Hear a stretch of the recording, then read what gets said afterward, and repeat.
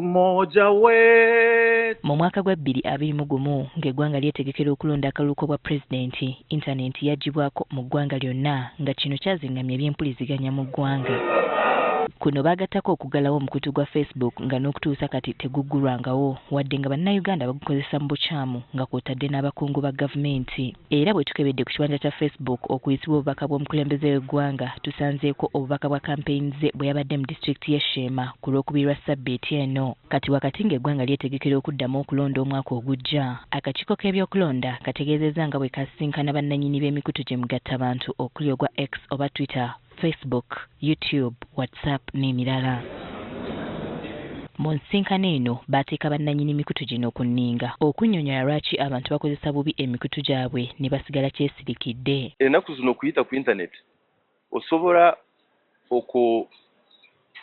okusindika message obubaka ne butuuka buli wantu wonna. Kati bano bategeezezza ng'emikutu gino bwe gijja okuweebwa mu ggwanga naddala mu biseera by'okulonda singa abantu bagenda mu maaso n'okugikozesa obubi. Therefore, in that spirit, pointed out that governments have been left with no choice when some of these things happen other than shutting down the internet altogether.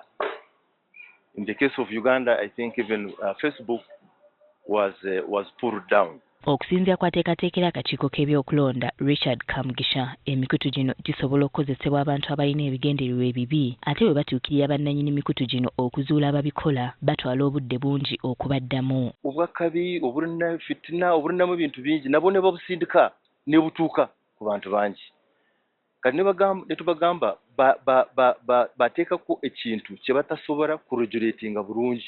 Akakiiko kategeezezza nti waddeko ng'akakiiko tekalina buyinza kuggyako mikutu gino singa bannayuganda kanaabatanda ne bakozesa emikutu gino obubi bajja kuba tebabalekedde kyakusalawo. Even if you complain and they have to pull down a certain message, it takes time. We are told the procedures are long and detailed.